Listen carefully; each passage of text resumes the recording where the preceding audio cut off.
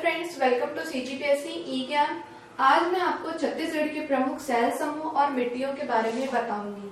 छत्तीसगढ़ के जो सैल समूह हैं उनको मुख्य रूप से 7 भागों में बांटा गया है, लेकिन इंडिया लेवल पे अगर देखा जाए तो सैल समूह को 4 भागों में बांटा गया है उनके कालक्रम के अनुसार। ये छत्तीसगढ़ का जो ज्योग्राफी वाला सेक्शन है उसमें इंक्लूड होता है और ये पेपर के पॉइंट ऑफ व्यू से बहुत इंपॉर्टेंट है। मेंस में तो खासकर इससे क्वेश्चंस बनते ही हैं, तो आपको इसको बहुत अच्छे से पढ़ना है। सैल समूह से ही, उनके अपरदन से ही मिट्टी का निर्माण होता है, इसलिए मिट्टियां भी बहुत इंपॉर्टेंट है। पीएससी में कई बार पूछा गया है क्वेश्चन, जैसे मिट्टी का पीएच क्या है, मिट्टियों का कहाँ कहाँ पे वितरण है, इस तरीके से क्वेश्चंस भी आते हैं, इसलिए मैंने ये टॉपिक आज चूज किया है। ठीक है, छत्तीसगढ़ इंडिया का जो सैल समूह है उसको 4 भागों में बांटा गया है। पुरातन सैल समूह, पुराण सैल समूह, द्रविड़ सैल समूह और आर्यन सैल समूह। इनके कालक्रम के अनुसार ही इनका नाम है। ठीक है, अब पुरातन सैल समूह को आपस में 2 भागों में बांटा गया है। पहला है आपका आर्कियन सैल समूह, इसी आर्कियन सैल समूह को आद्य सैल समूह भी कहा जाता है। दूसरा है धारवाड़ सैल समूह। पुराण सैल समूह को अगेन 2 भागों में बांटा गया है। पहला है कडप्पा,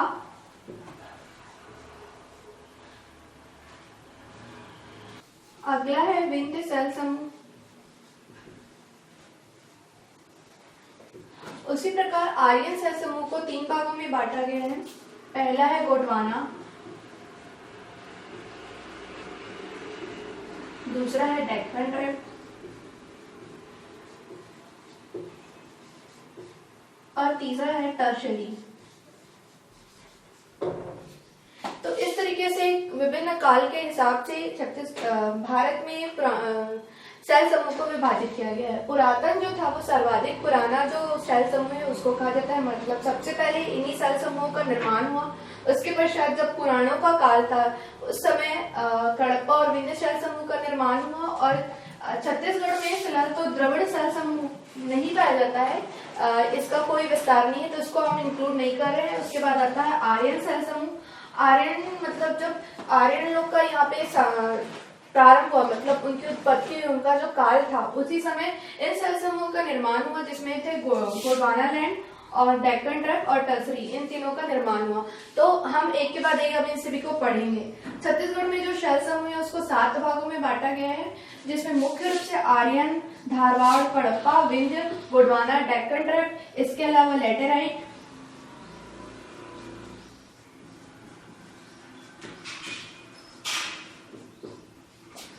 सैल समूह भी है। इसके अलावा प्री कैम्ब्रियन भी है, जिनका विस्तार जो है वो बहुत कम रूप पर है, पर फिर भी हमें ये सब को इंक्लूड करके पढ़ना है, क्योंकि आपको मेंस के पॉइंट ऑफ व्यू से इसको याद करना है। और मेंस में बड़े क्वेश्चंस और छोटे क्वेश्चंस दोनों में इसको पूछा जाता है, पूछा जा चुका है, तो सभी को पढ़ना जरूरी है। सबसे पहले देखते हैं हम आर्कियन सैल समूह। आर्कियन सैल समूह जो है उसी को आद्य महाकल्प सैल समूह भी कहा जाता है। इस जो सैल समूह की खासियत ये है कि सबसे पहले पृथ्वी में इसी सैल समूह का निर्माण हुआ और इसी के साथ ही बाकी का निर्माण इसके निर्माण के पश्चात हुआ, अर्थात इसी को बोल सकते हैं कि ये बिगनिंग था जिस समय इसका निर्माण हुआ। अब देखो, किसी भी सैल समूह के निर्माण के बारे में अगर क्वेश्चन पूछा जाएगा तो सबसे पहले ये पूछा जाएगा उसका विस्तार कहाँ है, उसकी प्रकृति कैसी है, उसमें कौन कौन से खनिज प्राप्त होते हैं, वो किस तरीके से उपयोगी है, उसमें जीवाश्म उपस्थित होते हैं कि नहीं होते हैं, और कहाँ कहाँ किस किस क्षेत्र में ये फैला हुआ है, यही क्वेश्चन में पूछा जाता है हमेशा। तो आर्कियन जो सैल समूह है उसमें कुछ पॉइंट्स मैंने बनाए हैं, जिसमें जो पेपर के पॉइंट ऑफ व्यू से बहुत इंपॉर्टेंट है। जैसे इसमें पूछा जा सकता है कि इसमें जीवाश्म उपस्थित होते हैं कि नहीं, तो हाँ, इसमें जीवाश्म उपस्थित होते हैं। ये पृथ्वी की सबसे प्राचीनतम और कठोर चट्टानों से मिलकर के बनी हुई है, इसीलिए ये हल्की रेतीली मिट्टी का निर्माण होता है। जब सैल समूह का अपरदन होता है उसी से ही मिट्टी का निर्माण होता है और उसी से ही उसकी प्रकृति का निर्धारण होता है, और उसी के अनुसार उसमें उपस्थित खनिज भी मिट्टी में सम्मिलित होते हैं। इसका विस्तार जो है वो छत्तीसगढ़ के 50% से क्षेत्र से भी अधिक में फैला हुआ है। इसका जो निर्माण है मुख्य रूप से लावा के ठंडे होने से बना है, अर्थात जब ज्वालामुखी का उद्गार हुआ तो उससे जब लावा निकला वही जो है ठंडा होकर के आर्कियन सैल समूह का निर्माण किया। ठीक है। इसमें मुख्य रूप से जो है वो ग्रेनाइट, फेल्सपार और क्वार्ट्ज खनिज पाए जाते हैं, जिससे मैंने खनिज वाले सेक्शन में भी मैंने ये चीज पढ़ाया है कि सुकमा बीजापुर वाले एरिया में बहुतायत मात्रा में ग्रेनाइट प्राप्त हुआ है। साथ ही साथ इसका उपयोग जो है वो हल्की रेतीली मिट्टी उपस्थित होने की वजह से कृषि में कम किया जाता है, मोटे अनाज के लिए उपयुक्त है। अब अगला है इसका विस्तार कौन कौन से क्षेत्रों में है। महानदी का जो मैदान है, जो मध्य का क्षेत्र है, उस वाले एरिया में ये जो शहर समूह में बहुतायत रूप में पाया जाता है। उसके अलावा जशपुर पाट प्रदेश का जो एरिया है, ये वाला क्षेत्र, इसमें भी ये बहुत अधिक रूप में पाया जाता है। बघेलखंड में जो पठार का जो हिस्सा है, इस वाले क्षेत्र में भी ये बहुतायत रूप में पाया जाता है। अगर छत्तीसगढ़ के मैदान की बात करते हैं तो उसमें आता है आपका ये धमतरी, गरियाबंद, रायपुर, दुर्ग वाला जो एरिया है, ये सभी एरियाज को ये पूरा कवर करता है। तो इस तरीके से 50% से भी अधिक क्षेत्र में ये जो शहर समूह है वो फैला हुआ है। अगला है पुरातन में धारवाड़ शहर समूह। धारवाड़ शहर समूह जो है वो उसका बहुत अधिक महत्व है छत्तीसगढ़ में और भारत में दोनों में, क्योंकि इससे महत्वपूर्ण लौह अयस्क लोहा प्राप्त होता है या लोहा प्राप्त होता है। ठीक है। धारवाड़ शहर समूह का जो विस्तार है वो कुछ इस तरीके से, जैसे उसमें जीवाश्म उपस्थित हुए हैं कि नहीं, मिट्टी, उसका विस्तार, निर्माण, खनिज, इसका उपयोग और किन किन क्षेत्रों में ये शहर समूह फैला हुआ है वो देखते हैं। देखो, धारवाड़ शहर समूह जो है वो जली शहर समूह भी बोला जाता है। इसको जलद चट्टानों से मिलकर के बनी है ऐसा माना जाता है इसको, लेकिन इसमें जीवाश्म उपस्थित नहीं होता है। ठीक है। ये जो शहर समूह है उसे मुख्य रूप से लौह अयस्क प्राप्त होता है और ये इसी वजह से कृषि कार्य के लिए उपयुक्त नहीं होता है। इसका जो निर्माण है आर्कियन शहर समूह के अपरदन से हुआ है। सबसे पहले मैंने यही बताया कि आर्कियन शहर समूह का निर्माण पहले हुआ, तो उसी के अपरदन से धारवाड़ शहर समूह का निर्माण हुआ। इसे मुख्य रूप से स्लेट, क्वार्ट्ज, कॉन्ग्लोमरेट, लोहा खनिज प्राप्त होता है। लोहा की दृष्टि से वैसे भी छत्तीसगढ़ का जो स्थान है वर्तमान में 2016 की स्थिति में उत्पादन में द्वितीय और भंडारण में तृतीय है। ठीक है। इसका उपयोग जो है वो मुख्य रूप से खनिज प्राप्त करने के लिए और उनका विपणन करने के लिए किया जाता है। इसका विस्तार अब सबसे ज्यादा महत्वपूर्ण है क्योंकि यही पॉइंट पेपर में ज्यादातर अभी तक पूछा गया है। ठीक है। इसका विस्तार मुख्य रूप से चिल्फी घाटी जो सीरीज है वहां पर है। चिल्फी घाटी जो है वो आपका ये वाला सेक्शन है, मुंगेली, कवर्धा दोनों मतलब यहाँ पर फैला हुआ है। इसी एरिया में इस शहर समूह का ज्यादा विस्तार है। उसके अलावा सोनाखान सीरीज है। सोनाखान सीरीज जो है आपका रायपुर, बलौदा बाजार, ये वाला एरिया को कवर करता है। ठीक है। उसके बाद आता है छत्तीसगढ़ का मैदान का क्षेत्र। छत्तीसगढ़ मैदान में आ जाता है आपका बेमेतरा, रायपुर, राजनांदगांव, दुर्ग और इसके अलावा बालोद का जो एरिया है, कुछ एरिया धमतरी का भी इसमें कवर होता है। उसके बाद आते हैं दंडकारण्य का क्षेत्र।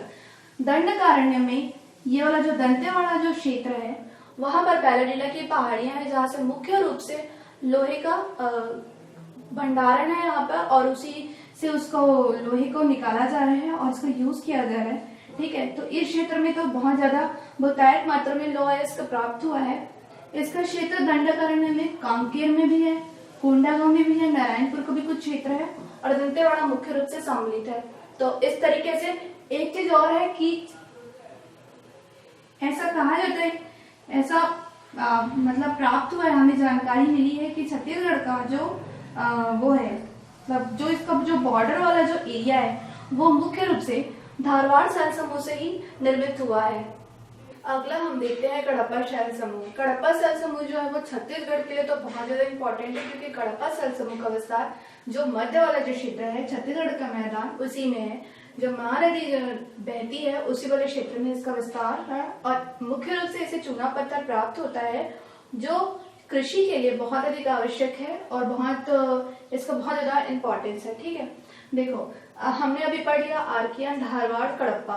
ठीक। तो कडप्पा शहर समूह के लिए भी ये 3-4 चीजें जो है वो इम्पोर्टेंट है जो पेपर के पॉइंट ऑफ व्यू से और मेंस के पॉइंट ऑफ व्यू से बहुत सुंदर सजा करके आप लिख सकते हो। जैसे कि कडप्पा शहर समूह से मुख्य रूप से कछारी मिट्टी का निर्माण होता है जिसमें चूने की बहुतायता होती है जो धान की फसल के लिए बहुत अच्छी होती है। इसका विस्तार 25 से 30% क्षेत्र में, अर्थात छत्तीसगढ़ का जो टोटल एरिया है उसका 25 से 30% जो है वो कडप्पा शहर समूह से बना हुआ है। इसका निर्माण मुख्य रूप से ग्रेनाइट चट्टानों के अपरदन से हुआ है और ये भी जो है धारवाड़ के कालक्रम के बाद ही ग्रेनाइट का निर्माण हुआ और उसके अपरदन से कडप्पा स्थल समूह का निर्माण हुआ। इससे मुख्य रूप से जो खनिज प्राप्त होते हैं वो है स्लेट, चूना पत्थर है, उसके अलावा डोलोमाइट भी है, इससे प्राप्त होता है। डोलोमाइट के उत्पादन में छत्तीसगढ़ की जो स्थिति है 2016 में प्रथम है। इसी प्रकार इसका जो उपयोग है मैंने बताया कृषि के लिए अत्यंत उत्तम है, अर्थात ये खरीफ और रबी दोनों फसलों के लिए बहुत महत्वपूर्ण है, जिसमें धान की खेती के लिए हाल ही में छत्तीसगढ़ को 2015 तक कृषि कर्मण पुरस्कार और चने के उत्पादन में चौथी बार कृषि कर्मण पुरस्कार की भी प्राप्ति हो गई है। ये जो क्षेत्र है कडप्पा स्थल समूह वाला जो क्षेत्र है, ये एक ऐसा क्षेप बनाता है, इसी की वजह से इसको धान का कटोरा बोला जाता है, अर्थात एक कटोरे का शेप बनाता है, ठीक है। और इसका विस्तार छत्तीसगढ़ के मैदान में ही है। तो इस तरीके से ये कडप्पा स्थल समूह भी बहुत इंपॉर्टेंट है। स्थल समूह और साथ ही साथ प्री कैम्ब्रियन स्थल समूह दोनों को साथ में देख लेते हैं। छत्तीसगढ़ में इन स्थल समूह का विस्तार बहुत कम है, कुछ ही क्षेत्रों में ही इसका निर्माण हुआ है। जैसे विंध्य स्थल समूह की बात करती हूँ तो इससे मुख्य रूप से बलुआ पत्थर और चूना पत्थर खनिज के रूप में हमें प्राप्त होते हैं, ठीक है। और इसका जो क्षेत्र है विंध्य स्थल समूह का जो क्षेत्र है मुख्य रूप से आपका जो रायपुर वाला जो एरिया है और बालोद वाला एरिया है, आपका बस्तर वाला एरिया है, कुछ एक क्षेत्रों पर इसका विस्तार है विंध्य स्थल समूह का। उसके अलावा जो प्री कैम्ब्रियन स्थल समूह है इसका निर्माण मुख्य रूप से ज्वालामुखी के उद्गार से हुआ है। इस स्थल समूह का विस्तार जो है वो मुख्य रूप से राजनांदगांव वाला जो एरिया है, दुर्ग एरिया, बालोद एरिया, बेमेतरा वाला जो एरिया है, इस एरिया में इसका जो क्षेत्र है वो फैला हुआ है। अब हम अगला देखते हैं लमेटा या दक्कन टाइप की स्थल समूह, ठीक है। इनका जो विस्तार है छत्तीसगढ़ के कई क्षेत्रों में है, अलग अलग पॉइंट्स में हम इसको इंडिकेट कर सकते हैं। जैसे कि इसका जो निर्माण है वो मुख्य रूप से दरारी ज्वालामुखी के निर्माण से हुआ है, अर्थात जब ज्वालामुखी का उद्गार होता है तो उससे दरार पड़ने के बाद जिस स्थल समूह का निर्माण हुआ है वो है दक्कन ट्रैप। इसका जो कालक्रम है कडप्पा के बाद ही आया है, ठीक है। इससे मुख्य रूप से बेसाल्ट खनिज प्राप्त होता है। अब इसका वितरण अगर हम देखते हैं तो जो जशपुर पाट प्रदेश का जो हिस्सा है यहाँ पर से बहुतायत रूप से हमें बेसाल्ट खनिज प्राप्त होता है। यहाँ पे दक्कन स्थल समूह का विस्तार है और बेसाल्ट स्थल समूह से ही हमें काली मिट्टी का निर्माण होता है, अर्थात ये कह सकते हैं कि दक्कन ट्रैप से ही हमें काली मिट्टी प्राप्त होती है, उसके क्षरण से ही काली मिट्टी का निर्माण होता है। इसका मुख्य रूप से उपयोग जो है वो मोटे अनाज के लिए किया जा सकता है। साथ ही साथ अगर इसका और विस्तार अगर हम देखते हैं तो आपका जो कोरबा वाला एरिया है, कोरबा है, बिलासपुर का पेंड्रा है और मुंगेली का जो लोरमी वाला क्षेत्र है, उसके अलावा पंडरिया क्षेत्र, ये वाला कवर्धा वाला जो कुछ क्षेत्र है वो, ये सब क्षेत्र है, इन सभी में भी दक्कन ट्रैप का विस्तार है। इसके अलावा बस्तर संभाग में भी कुछ क्षेत्रों में इसको चिन्हांकित किया गया है। तो इस तरीके से इसका भी विस्तार बहुत अधिक है और इससे बहुत महत्वपूर्ण खनिज जो है बॉक्साइट वो भी हमें प्राप्त होता है। आखिरी स्थल समूह गोंडवाना स्थल समूह को अब हम देखते हैं। गोंडवाना स्थल समूह का विस्तार जो है वो छत्तीसगढ़ के दक्षिण में और उत्तर में दोनों में है, लेकिन अभी तक दक्षिण के क्षेत्र को चिन्हांकित नहीं किया गया है, सिर्फ उत्तर के क्षेत्र को चिन्हांकित किया गया है।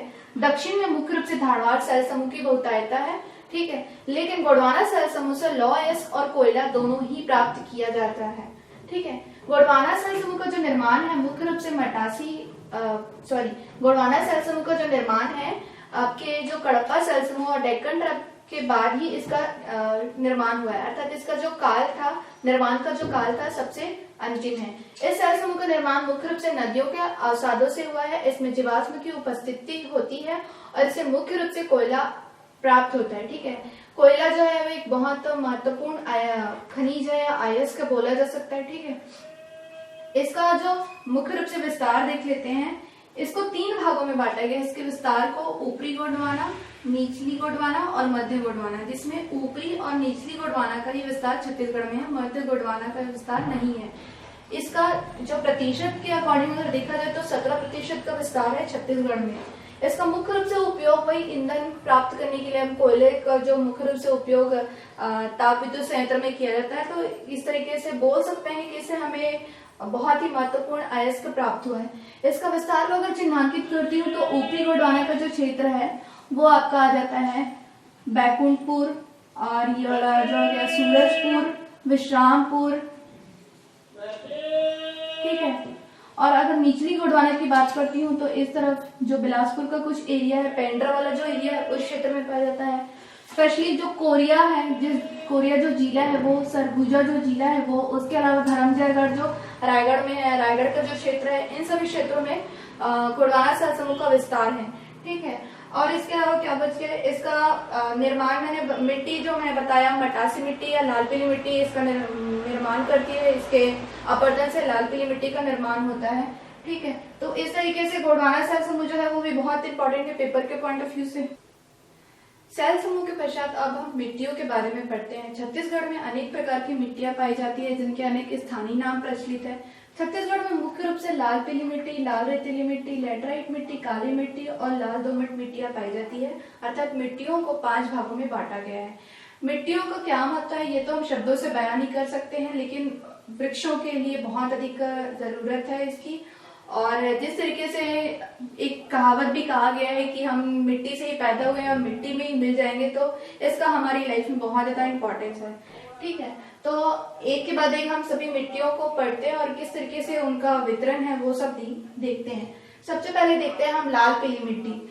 लाल पीली मिट्टी जो है वो छत्तीसगढ़ में सर्वाधिक मात्रा में पाई जाने वाली मिट्टी है।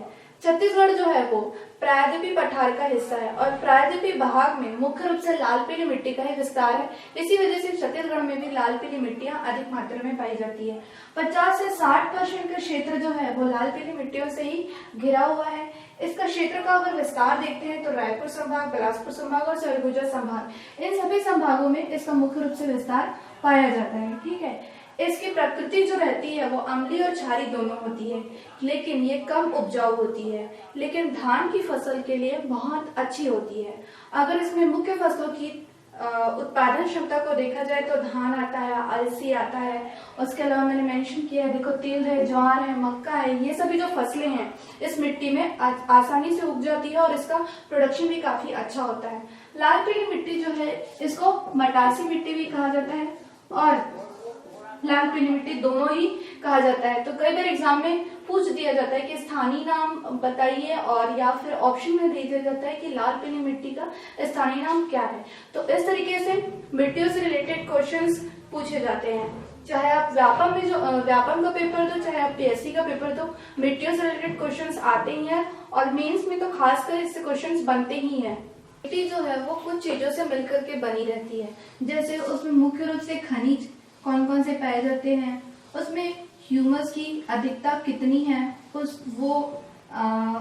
कितनी आर्द्रताग्राही है, ये सभी चीजें जो है वो मिट्टी के लिए बहुत इम्पोर्टेंट है और इसी के द्वारा ही जो पेड़ होते हैं वो ग्रो करते हैं। ठीक है, तो अगला हम देखते हैं लाल रेतीली मिट्टी। लाल रेतीली मिट्टी जो है वो छत्तीसगढ़ में लाल पीली मिट्टी के बाद दूसरे नंबर पर सबसे अधिक पाई जाने वाली मिट्टी है। इसका विस्तार 20 से 25% क्षेत्र पर है।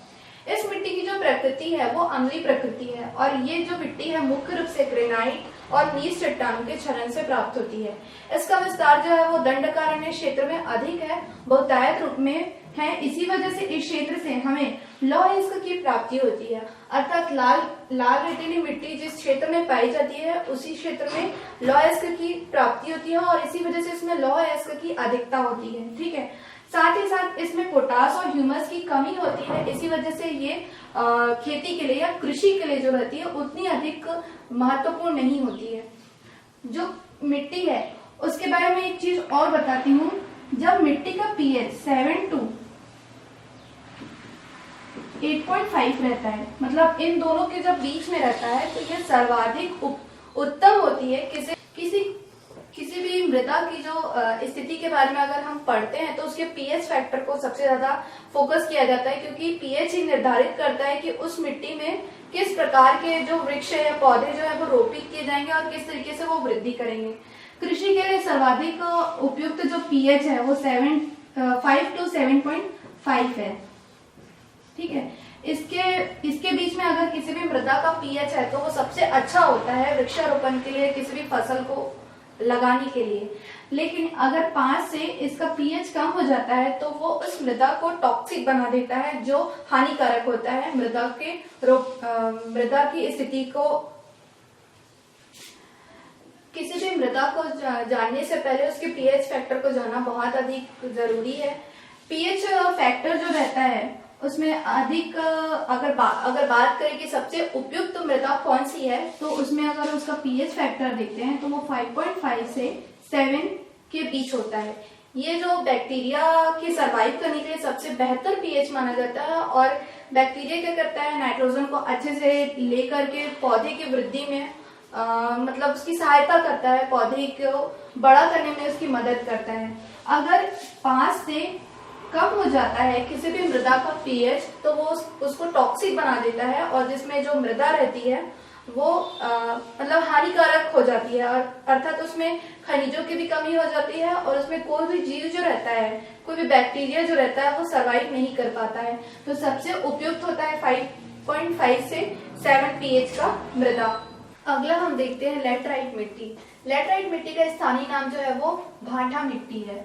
इसका विस्तार छत्तीसगढ़ में 3 से 5% है, जो मुख्य रूप से आपका जशपुर पाट प्रदेश है, दुर्ग संभाग है और बस्तर संभाग के कुछ जिलों में है। जशपुर पाट प्रदेश का अगर बात करते हैं तो सरगुजा, जशपुर और उसके अलावा बलरामपुर, इन तीनों में काफी क्षेत्र में ये फैला हुआ है। दुर्ग संभाग में दुर्ग के सभी जिले, संभाग के सभी जिले जैसे कि कवर्धा, राजनांदगांव और इसके अलावा बेमेतरा, बालोद, दुर्ग, इन सभी क्षेत्रों में फैला हुआ है। बस्तर संभाग में बस्तर जिला है, उसमें मुख्य रूप से ये जो मिट्टियां है वहाँ पाई जाती है। इसकी प्रकृति जो है वो 4 से 5 होती है, अर्थात अम्लीय प्रकृति होती है, और ये इसमें जो बालू के कण रहते हैं बहुत बड़े बड़े रहते हैं। इसी वजह से ये खेती के लिए उतनी उपयुक्त नहीं होती है। धान की फसल के लिए उपयुक्त तो बिल्कुल नहीं होती है। फिर भी कुछ जो फसलें हैं इसमें उगाई जाती है, जैसे कोदो कुटकी है ना, आलू है, ज्वार है, बाजरा है। उसके अलावा जो मोटे अनाज हैं वो भी इसमें उगाए जा सकते हैं। इस मिट्टी का सबसे अधिक उपयोग जो है वो भवन निर्माण में किया जाता है। तो इस तरीके से लैटराइट मिट्टी का भी विस्तार काफी अधिक है, 3 से 5% का क्षेत्र कवर करता है। तो ये भी आप अपने एक मिट्टियों के सेक्शन में सो इंक्लूड कर सकते हो मेंस में अगर आप लिखते हो तो। अगला हम देखते हैं काली मिट्टी, जो छत्तीसगढ़ में पाए जाने वाली मिट्टियों के प्रकार में चौथा है। काली मिट्टी का स्थानीय नाम जो है वो कन्हार मिट्टी है। उच्च क्षेत्र में पाई जाने वाली जो काली मिट्टी है उसको भर्री भी कहा जाता है। मतलब एक ऊंचाई में एक क्षेत्र पाया जाता है, उसको पूरा कवर करके कृषि के लिए एक क्षेत्र बनाया जाता है जिसको भर्री कहा जाता है। इसका विस्तार जो है वो छत्तीसगढ़ में मुख्यतः 8 से 10% है, अर्थात ये भी एक अच्छा प्रतिशत शो करता है कि काली मिट्टियां बहुतायत रूप में पाई जाती है। इसकी प्रकृति जो रहती है वो अम्लीय क्षारीय दोनों होती है। इसका पीएच जो रहता है 7 to 8.5 होता है। इस मिट्टी की खासियत यह है कि इसमें जीवाश्म की उपस्थिति होती है, इसमें नाइट्रोजन पाया जाता है, इसमें फास्फोरस पाया जाता है, और इस मिट्टी का निर्माण मुख्य रूप से फेरिक टाइटेनियम, मृत्तिका दोनों से होता है। और इसी की वजह से ये जो मिट्टी रहती है आर्द्रता ग्राही होती है, ये बहुत चिकनी होती है और इसमें जो रेत के जो कण रहते हैं बहुत बहुत छोटे रहते हैं। आर्द्रता ग्राही का मतलब ये होता है कि ये जब पानी से मिलती है तो बहुत अधिक गीली हो जाती है, अर्थात चिपचिपी सी हो जाती है, और जब इसमें पानी नहीं रहता है तो इसमें दरारें पड़ जाती है। ठीक है, इसका जो उपयोग है मुख्य रूप से रबी की जो फसलें हैं, मतलब रबी और खरीफ दोनों के लिए किया जाता है, पर रबी की फसलों के लिए बहुत उपयुक्त होती है ये।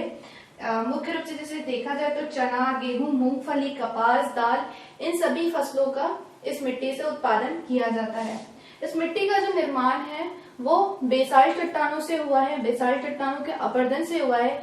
और छत्तीसगढ़ में अगर सेल समूह को हमने देखा है तो उसमें जो बेसाल्ट सेल मतलब डेक्कन ट्रैप से बेसाल्ट सेल का निर्माण होता है। और ये जो क्षेत्र है जसपुर पहाड़ प्रदेश वाला जो क्षेत्र है, इस क्षेत्र से बेसाल्ट चट्टानें हमें मुख्य रूप से प्राप्त हुई है और उन्हीं के अपरदन से हमें काली मिट्टी प्राप्त होती है। काली मिट्टी का विस्तार कई क्षेत्रों में देखने को मिलता है बहुतायत रूप से, जैसे आपका जो रायपुर जो संभाग है, रायपुर संभाग में बलौदा बाजार, महासमुंद का कुछ एरिया है। उसके अलावा धमतरी, रायपुर का जो एरिया है ये वाला क्षेत्र में बहुतायत रूप में पाया जाता है। राजनांदगांव वाला जो क्षेत्र है उसमें भी ये बहुतायत रूप में पाया जाता है।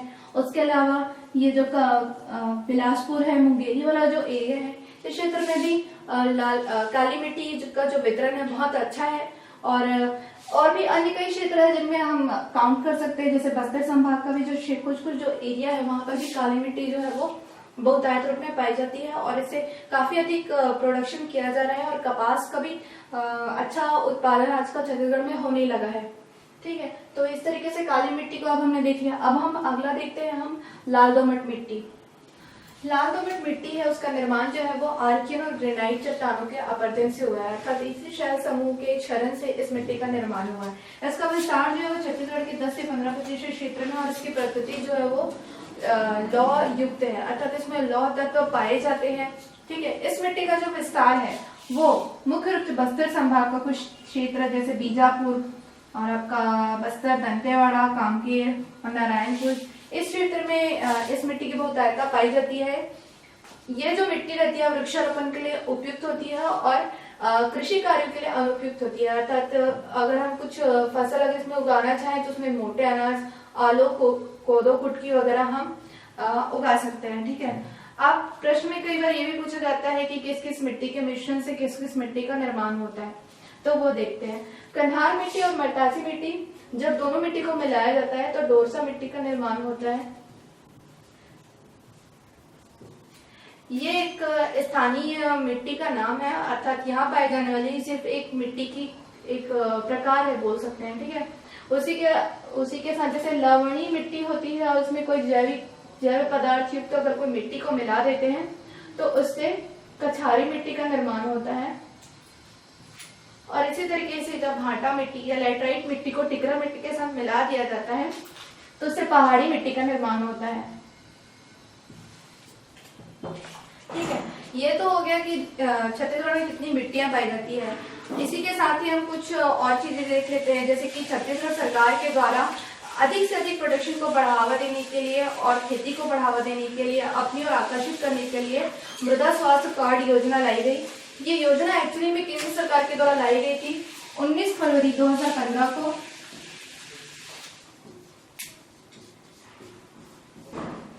इस योजना के तहत मुख्य रूप से जो मृदा की परत होती है उसमें 5 इंच से लेकर के 16 इंच तक की जो मिट्टी रहती है उसके बीच में से आधा केजी के करीब जो मिट्टी है उसको निकाल करके मृदा का परीक्षण किया जाता है और उसके हिसाब से उस भूमि का मापन किया जाता है कि वो किस फसल के लिए उपयुक्त है। अगले 3 सालों के लिए करीब 14.5 लाख मृदा को 6 इंच से 18 इंच की परत के बीच में करीब आधा केजी मृदा लिया जाता है और उसका परीक्षण किया जाता है। उसके बाद डिसाइड किया जाता है कि किस फसल के लिए मृदा उपयुक्त है, उसमें कितने इंग्रेडिएंट्स हैं, जैसे कि उसमें खनिज कितना है, उसमें ह्यूमस कितना है। तो इस तरीके से छत्तीसगढ़ सरकार के द्वारा भी इसी योजना को प्रोत्साहित करने के लिए मृदा स्वास्थ्य कार्ड योजना की शुरुआत हुई। हाल ही में 2016 की स्थिति में जो बलरामपुर है, बलरामपुर जिला में इसकी जो पंचायत है उसको छत्तीसगढ़ में प्रथम पुरस्कार प्राप्त हुआ, स्टेट लेवल पे प्रथम पुरस्कार प्राप्त हुआ मिट्टी स्वास्थ्य परीक्षण कार्ड योजना लागू करने के लिए या उसको बनाने की जो दिशा में जो पहल की गई है उसके लिए प्रथम पुरस्कार प्राप्त हुआ। आपने मेरे वीडियो को लाइक किया उसके लिए थैंक यू। अगर आप मेरा वीडियो इसी तरीके से देखना चाहते हैं तो मेरे यूट्यूब चैनल सीजीपीएससी ई ज्ञान को सब्सक्राइब कीजिए और फेसबुक पेज सीजीपीएससी ई ज्ञान को लाइक कीजिए, उसमें कमेंट कीजिए, अपने डाउट्स पूछिए और जितना से जितना हो सके मेरे वीडियो को वॉच कीजिए। Thank you.